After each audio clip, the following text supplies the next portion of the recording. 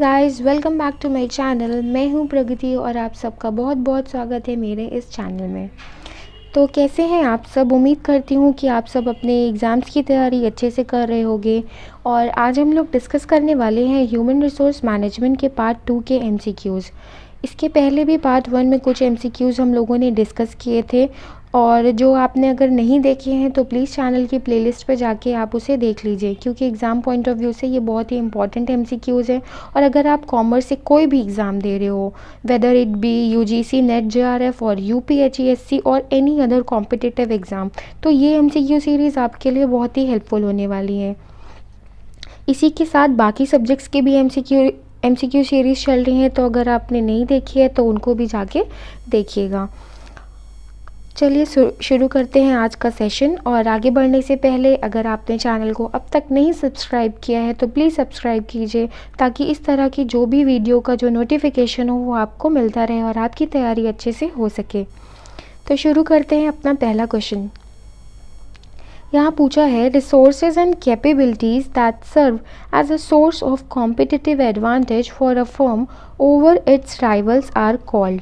तो यहाँ क्वेश्चन में पूछ रहा है, जो रिसोर्सेज एंड कैपेबिलिटीज़ जो एक फर्म को हेल्प करती हैं उसका कॉम्पिटिटिव एडवांटेज दिलवाने में, ओवर इट्स राइवल्स कौन होते हैं? राइवल्स का मतलब होते हैं कॉम्पिटिटर्स। तो उन्हें हम किस कैटेगरी में देखेंगे? गिवन ऑप्शंस में से पहला है core competency, core competence, competitive advantage या फिर कॉम्पिटेंसी। तो गिवन ऑप्शंस में से ऑप्शन नंबर ए जो हो जाता है आपका करेक्ट आंसर हो जाता है। कैसे? कोर कॉम्पिटेंसीज वो सारी कॉम्बिनेशन ऑफ स्किल्स और स्ट्रेंथ होती हैं जो कि एक कंपनी को हेल्प करती हैं कि वो अपने राइवल, अपने कॉम्पिटिटर से ऊपर उठकर परफॉर्म करे। और यहाँ कॉम्पिटिटिव एडवांटेज इसलिए नहीं होगा क्योंकि कॉम्पिटिटिव एडवांटेज जो होता है वो एक कंपनी को अपने कॉम्पिटिटर से अलग बनाने में मदद करता है। और यहाँ आपसे पूछा है कि वो resources and capabilities that serve as a source of competitive advantage, तो हम इसलिए यहाँ पे कोर कॉम्पिटेंसी जो हो जाता है हमारा करेक्ट आंसर हो जाता है। जो कोर कॉम्पिटेंसी होती है वो स्किल और स्ट्रेंथ होती हैं, और competitive advantage is something which distinguishes a firm from its competitor. Hope you are getting the difference between these two. Moving on to the next question. Directing is one of the most important functions of HRM which comes under. तो यहाँ पे पूछ रहा है directing एक most important function है, वो किस हेडिंग के अंदर आता है? गिवन ऑप्शंस में से पहला है managerial function, technical function, behavioural function और ऑपरेटिव फंक्शन। तो हमारा जो करेक्ट ऑप्शन है वो बन जाता है option number A, managerial function. हमारे मैनेजीरियल फंक्शंस में 5 फंक्शंस आते हैं, प्लानिंग, ऑर्गेनाइजिंग, डायरेक्टिंग, कंट्रोलिंग और एक और मिस हो गया, planning, organising, staffing, directing and controlling.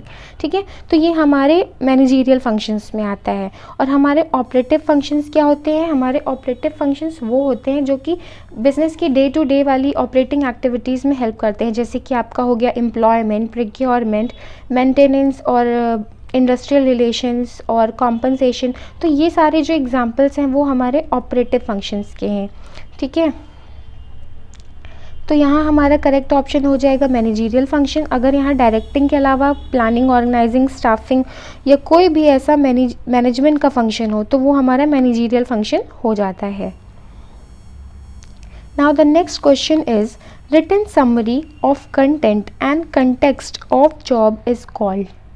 तो यहाँ पूछ रहा है जॉब के written summary of content and context को हम क्या कहेंगे? गिवन ऑप्शंस में से पहला है resume, job specification, job description या फिर जॉब पोस्टिंग। तो सुनने में सब एक जैसा लगता है, लेकिन ये सारे टर्म्स जो हैं इनका जो मीनिंग होता है वो अलग अलग होता है। तो हमारे यहाँ करेक्ट ऑप्शन हो जाएगा option number C, job description. Job description जो होता है हमारे जॉब एनालिसिस का एंड प्रोडक्ट होता है, जिसे हम कहते हैं कि हमारा जो हमने जॉब को एनालिसिस जब हम करते हैं तो उसकी जो समरी हम प्रिपेयर करते हैं तो उसे हम कहते हैं जॉब डिस्क्रिप्शन। ये स्टेटमेंट होता है जहाँ पे हम क्या करते हैं, किसी भी एक जॉब के जो भी टाइटल या टास्क, ऑब्लिगेशंस, वर्किंग कंडीशंस, ये सारी चीज़ें जो एक जॉब से रिलेटेड होती हैं उन सब चीज़ों को यहाँ हम समराइज करके लिखते हैं। तो बढ़ते हैं नेक्स्ट क्वेश्चन की तरफ। फोर्थ क्वेश्चन है हमारा, written summary of questions and answers required to perform a particular job is called. ये क्वेश्चन भी आपको प्रीवियस वाले क्वेश्चन से सिमिलर लग रहा होगा, लेकिन ये अलग है उससे। यहाँ पे पूछा है कि पर्टिकुलर जॉब से रिलेटेड अगर हम किसी summary of questions and answers, तो क्वेश्चन को समझना बहुत ज़रूरी है। यहाँ पे summary of question and answers required to perform a particular, एक किसी पर्टिकुलर जॉब के बारे में डिटेल्स मांग रहा है। तो ये हमारा होता है option number A, job specification. अब जॉब स्पेसिफिकेशन और जॉब डिस्क्रिप्शन में क्या अंतर है? जॉब डिस्क्रिप्शन जो था वो हमारा एक समरी था, एक जॉब के टाइटल, ऑब्लिगेशंस, उसमें उस जॉब प्रोफाइल से रिलेटेड, ओके। लेकिन जॉब स्पेसिफिकेशन जो है एक हमारा एक तरीके से एक ऐसा स्टेटमेंट है जिसमें कि हमारी मिनिमम ह्यूमन क्वालिटीज़ और ट्रेट्स जो कि एक रिक्वायर्ड होती हैं एक पर्टिकुलर जॉब को करने में, वो ये बताता है जॉब स्पेसिफिकेशन। इसमें आपका क्या क्या आ जाता है, चाहे वो फिज़िकल ट्रेट्स हो या फिर मेंटल एबिलिटी हो पर्सन की, या फिर इमोशनल या फिर सोशल स्पेसिफिकेशंस, कि एक पर्सन अगर इस जॉब को करने में वो कितना कितना केपेबल है, ये सारी चीज़ें हमारी जॉब स्पेसिफिकेशन में आ जाती हैं। होप कि आप लोगों को समझ में आ रहा होगा इन दोनों के बीच का जो डिफरेंस है वो क्या है। जॉब डिस्क्रिप्शन जो होता है वो सिर्फ टाइटल, या आपको सिंपल टर्म्स में बोलूँ तो जॉब प्रोफाइल जो होती है कि इस जॉब के अंदर आपको क्या क्या काम करने हैं, इस जॉब का टाइटल क्या है, इस जॉब की गाइडलाइंस क्या है, इसमें क्या क्या रिस्पॉन्सिबिलिटीज़, क्या क्या ऑब्लिगेशंस आपको मिलेंगी, तो वो सीधे सीधे जॉब डिस्क्रिप्शन होता है। लेकिन जॉब स्पेसिफिकेशन में एक पर्टिकुलर जॉब से रिलेटेड एक पर्सन के अंदर कितनी कैपेबिलिटी होनी चाहिए ये हमें वो बताता है। तो ये एक पर्टिकुलर जॉब से रिलेटेड होता है जिसमें कि हम मिनिमम एक्सेप्टेबल क्वालिटीज़ की बात करते हैं। तो चलिए बढ़ते हैं नेक्स्ट क्वेश्चन की तरफ। यहाँ पे है, to be ethical and social towards the needs of the society is dash objective of HRM। यहाँ पूछ रहा है एथिकल और सोशल होना हमारे किस ऑब्जेक्टिव के अंदर आता है। तो गिवन ऑप्शंस में से पहला है कॉर्पोरेट, प्रॉफिटेबल, नॉन एसेंशियल और डी सोसाइटल। तो ये इजी क्वेश्चन था, हमारा ऑप्शन नंबर डी यहाँ पे करेक्ट हो जाएगा, क्योंकि एथिकल और सोशल रिस्पॉन्सिबिलिटीज़ जो होती हैं वो हमारा सोसाइटल कंसेप्ट से रिलेटेड है। तो ये हमारा एक सोसाइटल ऑब्जेक्टिव बन जाता है HRM का। नेक्स्ट देखते हैं, strategic HRM tries to establish employees as dash of the organization। तो यहाँ पूछ रहा है स्ट्रैटेजिक HRM जो है वो एम्प्लॉयज़ के और ऑर्गेनाइजेशन के बीच में एक कैसा रिलेशनशिप मेंटेन करता है। तो यहाँ हमारा आंसर हो जाएगा option number D, that is strategic partners. तो स्ट्रैटेजिक HRM हमें क्या बताता है? स्ट्रैटेजिक HRM हमें ये बताता है, वो एक फ्रेमवर्क प्रोवाइड करता है कि कंपनी के जो ह्यूमन रिसोर्सेज हैं और जो कंपनी के गोल्स एंड ऑब्जेक्टिव्स हैं, जो उसके टारगेट्स हैं, उनको अचीव करने के लिए जो हमें एक स्ट्रैटेजी की ज़रूरत होती है, जो काम करने का तरीका होता है, ये उनके बीच में उस रिलेशन को और इन्हांस करता है और उसको मेंटेन करता है। तो इससे क्या होगा कि कंपनी को, जो भी हमारी फर्म है या ऑर्गेनाइजेशन है, उसको और फ्लेक्सिबिलिटी मिलती है ताकि वो और इनोवेटिव ढंग से काम कर सके और कॉम्पिटिटिव एडवांटेज गेन कर सके अपने कॉम्पिटिटर के ऊपर।